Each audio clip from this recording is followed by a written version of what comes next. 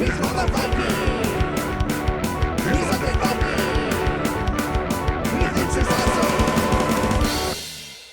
everyone, this is me, the Undead Viking, and this is Dark Venture. Dark Venture is a card game, and I don't really consider it truly a card game. I guess it's just the major components in the game are cards. But it is a card game that is a love letter, in a lot of ways, written to like the old Steven Jackson fighting fantasy books, if you remember those, or any of those ilk. It is a game in which players are going to be heroes. They're going to be scouring the lands, looking for adventure, trying to complete side quests and heroic quests. They're going to earn them different points, and then whoever satisfies the most quests over the course of a day will be the hero of renown. It is a game for 1 to 4 players. It can be played solo.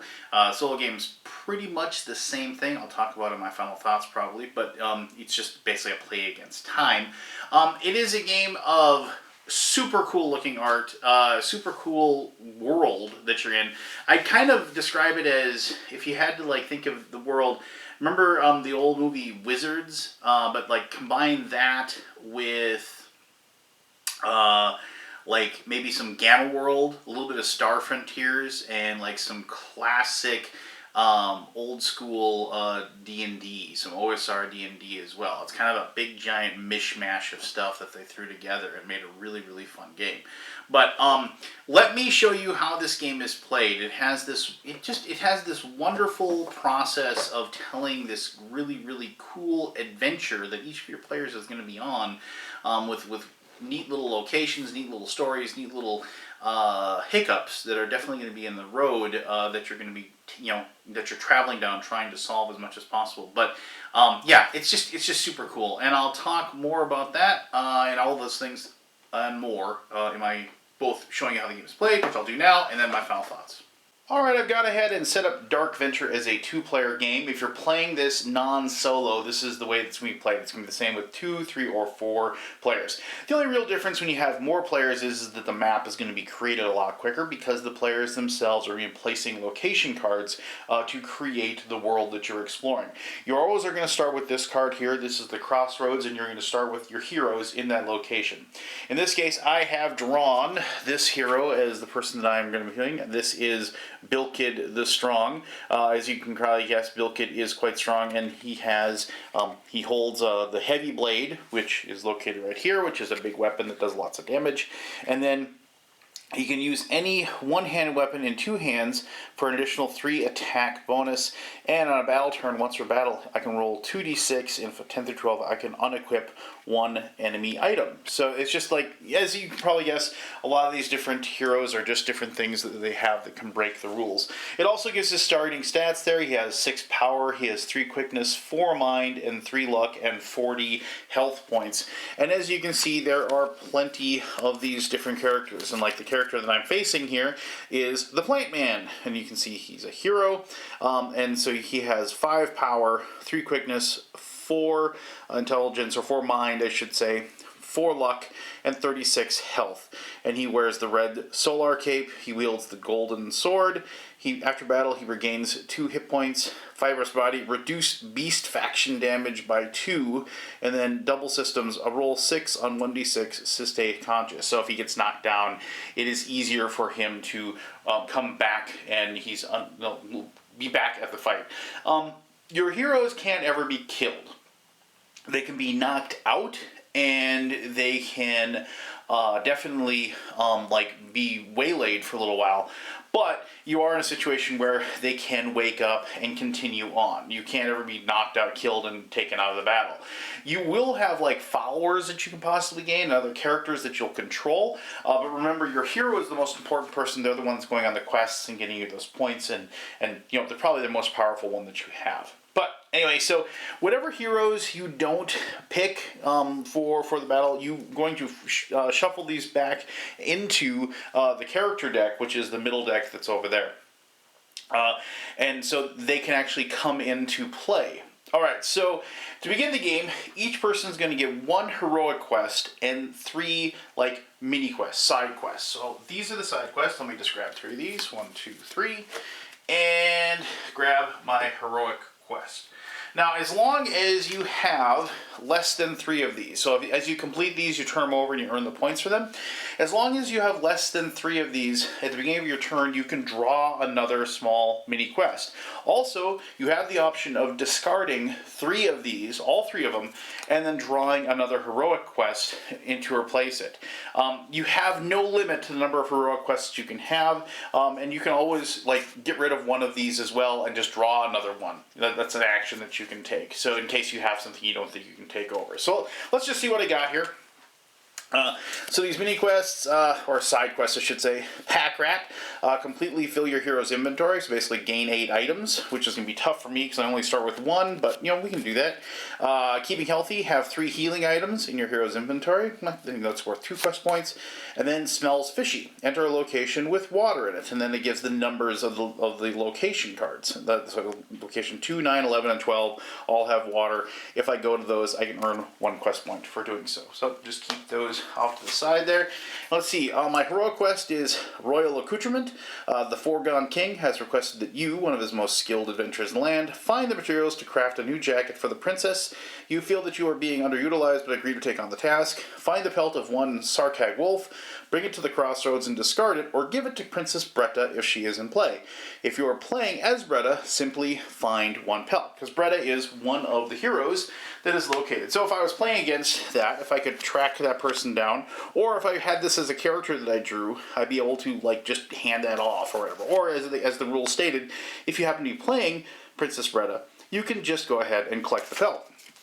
That's one of those things that I mentioned, like, it's, each time you play, yes, the quests might be the same, but the way you're going to solve the quest is going to be different because of who you are playing with and what, like, is the instance that you have, if you will.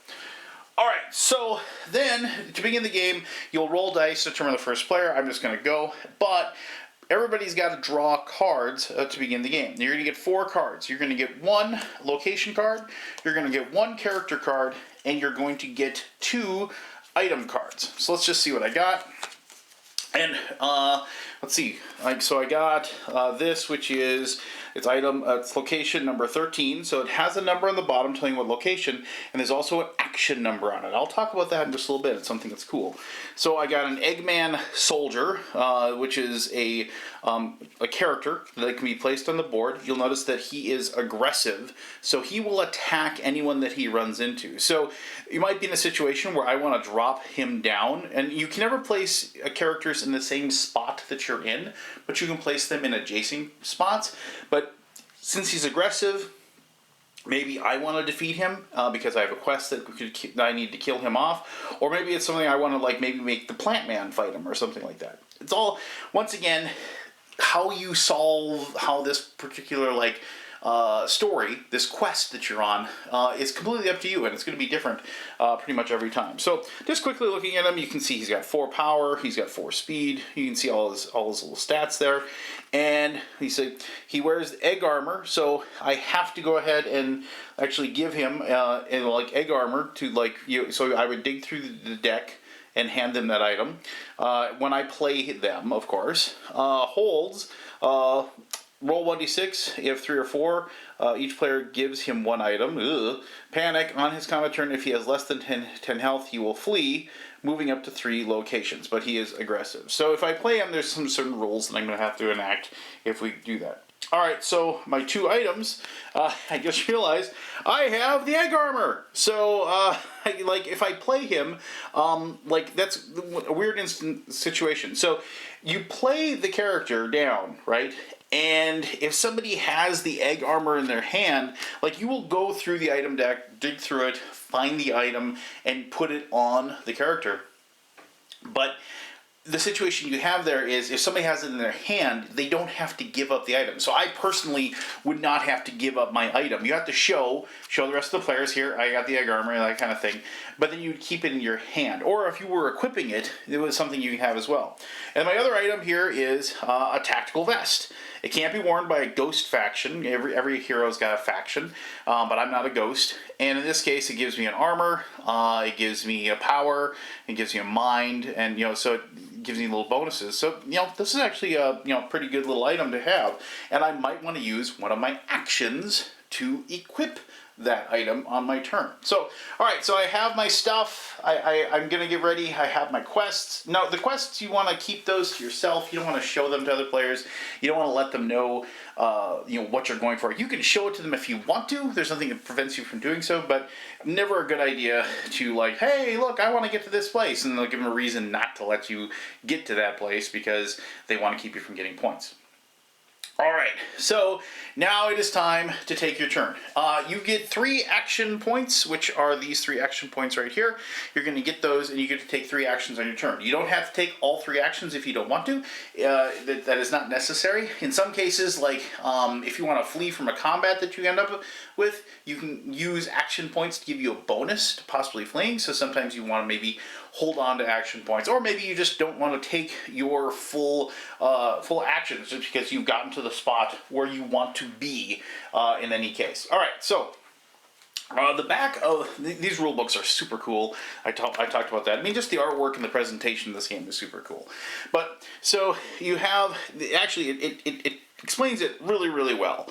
So at the beginning of my turn, what I'm going to do is I get to draw 1 card.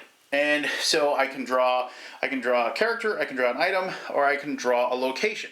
So I need to find a Sarkig wolf, and I'm going to draw a card, and I might have cheated just a little bit, but here you go. So like I draw another thing, and I get my Sarkig wolf. So now here's the thing: if I can kill this, I can, it says right here, it's once per battle, it heals for 3d6 health, it has brutal speed, first strike, first hit is +3 power, and scavenge, when defeated, consume the wolf for 12 health, and then becomes the item of wolf hide. So, tough battle, but I need to kill this to get my 4 points for my heroic quest, and nothing said everything's going to be easy. Alright, so then I drew my card, and now I know exactly what I'm going to plan on doing, right? So, now I get to take 3 action points, and the 3 action points are pretty simple. Like, as you can see here, it says play a location, play a character, engage in combat, all sorts of things like that. And as I said, like, sometimes if you just even move into a spot with an aggressive thing, it will attack you anyway. So, on my turn, what I could do is I could play a location. So I'm going to go ahead and, I'm going to find my location card that I had, which is this Dead's Toll House Pass. So I'm going to go ahead and place that down there. And now I want to kind of get away from the Plan Man because I want to fight. I want to kind of move away. Hopefully the Plant Man moves away from me. Then I can feel good about putting my wolf down, and I can have a battle with him. So I'm going to go ahead, and then I'm going to move 1 spot like that. All right. So here's the deal. I've moved into a location, and this is like the cool thing. And like I didn't want to show you too many of these things because I want you to be able to explore the game on your own, because there's certainly some super awesome stuff here. But whenever you move into a location, what you're going to do is you are going to take out the location guide right here, and you're going to find the location number to see what it says. And you're going to read this aloud to everybody that's at the table. So it's number 13, Dead's Toll House Pass. You notice some text carved deeply into the post on the side of the road that leads to a decrepit shack that was once a toll booth blocking this road. The text on the post is burned into the wood above as a series of ornate geometric symbols that you have never seen before. It reads, "Leave an offering or suffer. When a player's hero or follower enters this location, read action 024. Alright, so then that tells you, let's go ahead and look at these actions. And so, going to action 024, we're going to go ahead and track this down.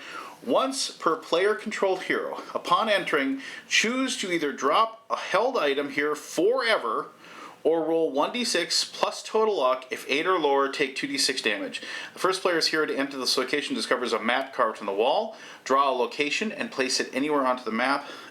If possible, follow the location instructions. If possible, this hero may choose to move to the new location by foot on this turn at no cost to their action points. Alright, so I'm not going to drop my big giant sword. No way am I doing that. I have a luck of 4. That means I got to roll a 4, 5, or 6, or I'm going to take 2d6 damage. Let's see if I get lucky here. Yes! Alright, so I rolled a 6. I'm not going to have to lose that damage, but now, like, we know that this location, has that thing. So now it tells me I can draw a location. So we're going to draw a location, and we're going to see what it is. And here we have, Crochel's Shack. Now, if I want to place that down, and remember, I wanted to get further away from the plant man. So I'm trying to think of, like, if I place this, I want to maybe get 2 spaces away so he could get there. So I could go like that. Now, you might be wondering, are you going to have weird situations where cards aren't going to match up? Yes, definitely. And that's fine in this game where it's going to look, where not everything's always going to match up perfectly. This isn't like you're not going to have a perfect grid every single time. But so don't worry about that. Just, be able to, roll with it and make the good story, make the good, every single time you go on an adventure, it isn't going to be exactly the same. And even though you're going to be using the same cards, the maps can be different, the way you're going to get there is going to be different, and so on and so forth. But anyway, so I can move here for no. So we have Crochel's Shack, and then this is location location 22. So let's go ahead and see what we got here with Crochel's Shack. And sign here reads, Crochel's Shack, do not disturb or face the consequences. When a player's hero or follower enters this location, read action 0 to 7. So, and I wanted to say this, it's like there are hero biographies as well, so like you can have the Plant Man, and we have, remember we got number 6, which is Bilkit the Strong, and so you can actually read about what what it is and everything about them, which I think is kind of cool.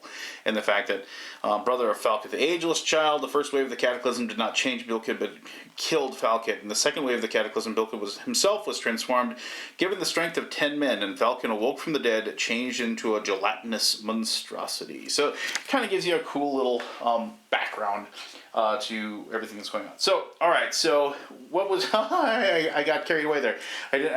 So it's action. This is kind of neat. It's action 0 to 7. It's on the actual location cards. So let's go to action 0 to 7, and it says, anyone entering this location who is not Crochel sets off an alarm. If Crochel is in play or in hand, walk him unnoticed to the crossroads, or draw him if necessary, shuffling after, and place him there. Roll 1d6 now, and on each player's turn, move him that many locations toward this location. If he enters this location to find another character, or is in the location when another character enters, that character must make a roll of 1d6 plus total luck. If it's 7 or lower, Crochel becomes aggressive towards that character for now, and engages them in combat. If he is defeated at his shack, the winner may draw any one card. Crochel fully heals and automatically becomes conscious at the beginning of the next game round. He will not attack the same person. So you can kind of see how all these different things are going to happen because of situations. Maybe, because remember Crochel, if we go ahead and show you this, let me go ahead and here is Crochel. That's Crochel. So you could be playing, and the character could be playing Crochel and entering in that spot. So or maybe you're going to have to dig through and find them to have that battle or what have you. But, all right. So that's moving and actions and seeing those. So I want to show you, sometimes you'll search a location, which is an action. Once you search a location, you're going to be doing that for different quests and things like that. Once you successfully search the spot, you will put a token on the spot to have the search. If you want to trade items that you have to people, you can use that as an action to trade items. If you want to equip an item, remember I got that cool armor. If you wanted to equip an item, that is an action as well. Let me find my cool armor so I can put that down. And whenever you equip something, if it adds 2 different stats, immediately change those stats. So I get +1 armor, so I'm going to grab a token that has +1 armor and put that there so I know that I have +1 armor. I get another power, which means I'm even more powerful than I was before, which is awesome. I increase my mind.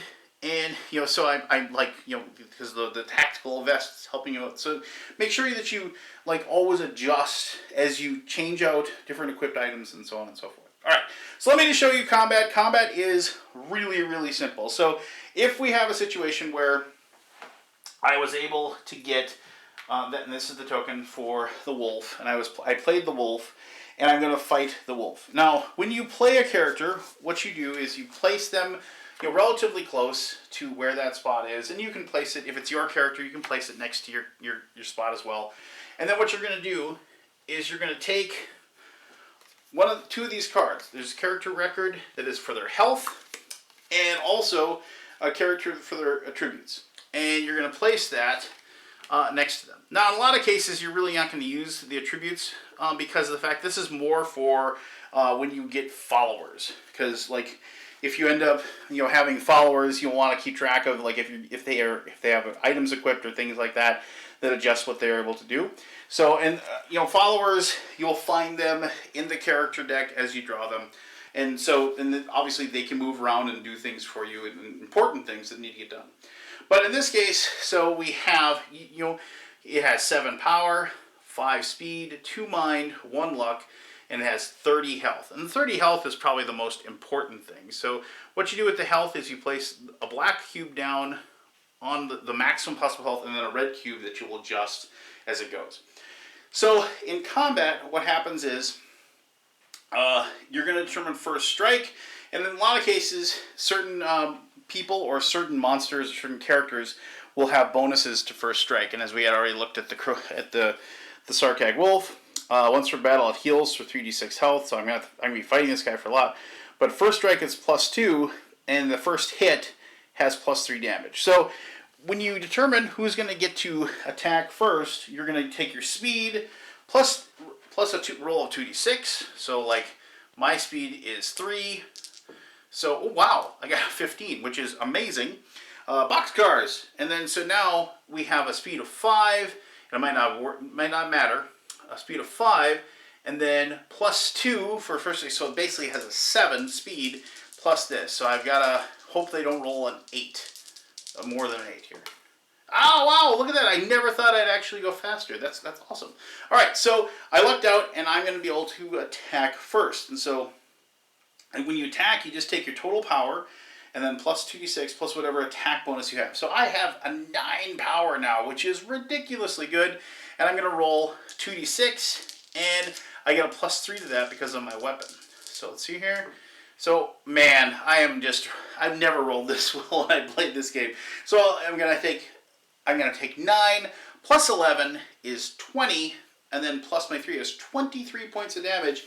And we're going to adjust that by any armor or anything the person has. Now, taking damage is so then if I did that, it would go down to 7, like so, and which would be a ton of damage that it takes. But remember, it does get to heal once with 3d6. So now, like, they get to attack, so they're going to do the exact same thing. It's going to be a 7 power. Remember, this is the first hit, so it gets a +2, so it's basically a 9. They're going to roll 2d6, and that's going to be 17. I have 1 armor, so I'm going to take 16 damage. So we're going to knock that down like so to 24. And now, unfortunately, the wolf is going to get to roll 3d6 to heal themselves, and they're going to get 13 health back. So they're going to go back up to 20. So now you're going to go back and forth with your attacks like we've been doing until one person wins. So now I'm going to take my 9, which basically is a 12, plus my 2 dice. And if I can get good, so that would be 18. So I've done down to 2. Man, that I could have killed it if I just rolled a little bit better. Because 6... I'm sorry, did I miscount there? So 9 plus 3 is 12, plus, 18. So it's down to 2. It's going to get one more chance to do some damage to me. And they're going to do 15, so 14 more damage, which stinks. So that takes me down to 10. Did I mention combat is brutal? And now the next round, I'm going to defeat the wolf. And so, remember, I get to eat its carcass, so I gain 12 health back, so that's going to take me up to 22, like so. And then I'm going to convert this into an item, which is the item that I needed to turn it into the hide that is going to turn it into the quest item that I need, which once again is this heroic quest. So on my turn that I get back to the crossroads, I would discard this, and then I would get 4 points for doing so. And that is, in a nutshell, how this game works. You're going to have a certain number of turns that you're going to go through each one of these steps to do that. You're going to gain more of these quests. As a matter of fact, when you get to the Meridian level of the day, everybody draws 2 of these cards and picks one of these 2 to keep. So, like Arcane Insight, it's like you have heard tell of the strange happenings in this area. You intend on gathering more information about this place to increase your knowledge of the arcane. Play 4 different locations on the map, enter at least 3, then return to the crossroads. 5 quest points. Or Ancient Threat. You have traveled backwards through time to stop a chance meeting on this day. If it takes place, the cascade of events that grow to this meeting cause a catastrophe that will destroy the world. In 2 game rounds, draw until you find a weapon-holding character from the character deck and ready them, place them onto an entity collection if possible, find this character, and then kill them. And so, you pick one of these 2. I'm going to pick this one. Seems like this would be an easier thing to do. And then you discard the one that you don't want.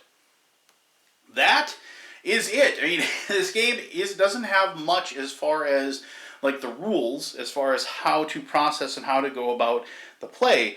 It's the story that the game is going to tell you. It is the fun of the adventure, the fun of the exploration. It is the fun of the interaction that you have with this world, with the other players that are playing, that makes it shine for me.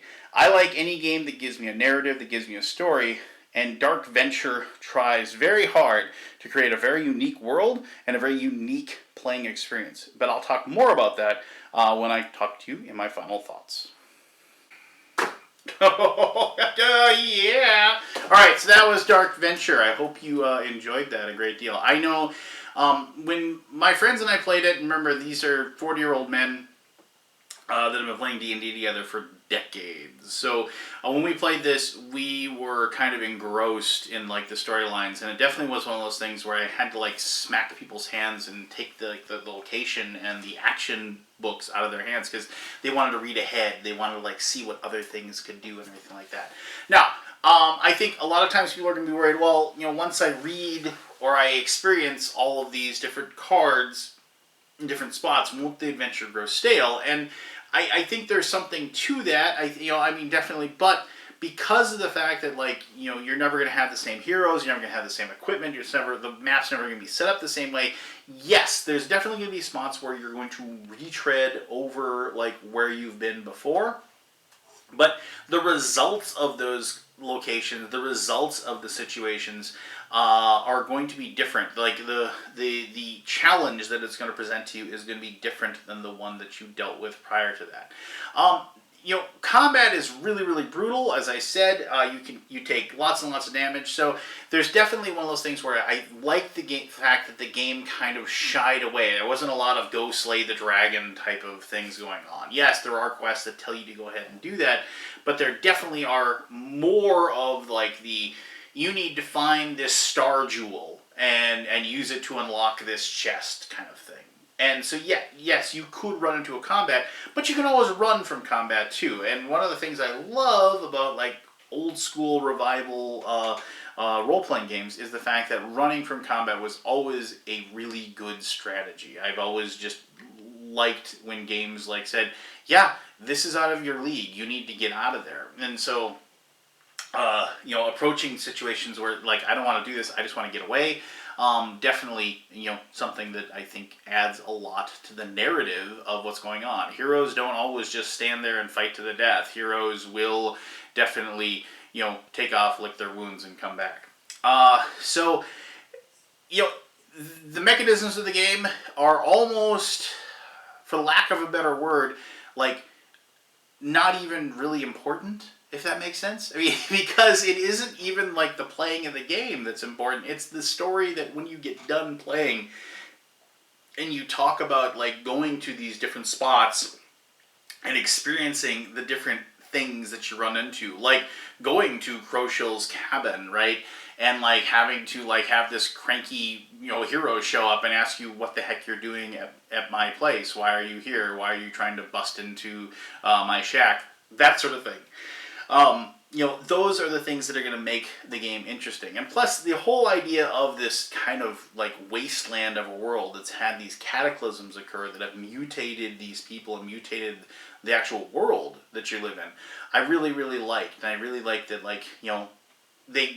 the designer went to the trouble of giving backgrounds to the world, giving backgrounds to each hero, so you could really kind of just sink your teeth and really dig in to enjoy this like place that they've created. And made it a lot more. The immersion level, I talk about that in a lot of games. The immersion level in Dark Venture is great. So if you are this type of person, if you like a narrative game, if you, I mean, I hate saying Ameritrash, but this game, like, it like bites into Ameritrash and just won't let go. It is fully into that mindset. And if you're gonna want to like explore this wonderful world. And trust me, as I was playing this, all these like ideas in the back of my head were like, this would be great in a D&D game. Like, oh my gosh, I should use this, that kind of thing. Like, you know, just sitting there formulating in the back of my head. Really like inspired me in a lot of ways. So I mean,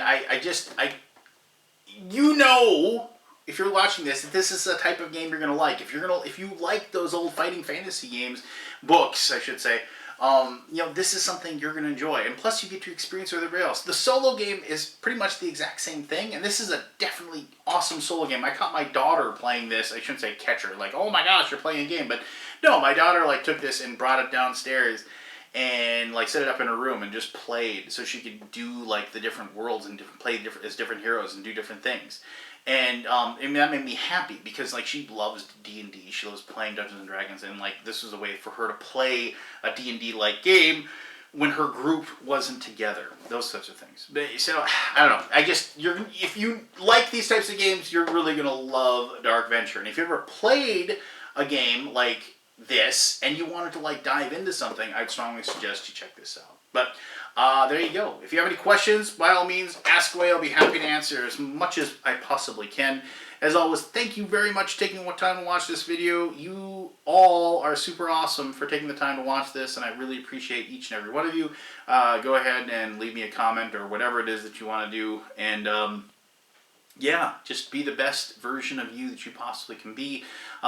Work on being kind to the people that you love, and maybe even the people you don't love, because hey, one day none of us are going to be around, and the memories that we leave behind are what are going to be the lasting things about us that we leave. So take care of yourself, be good to one another, and until next time, I'm the Undead Viking saying see you later.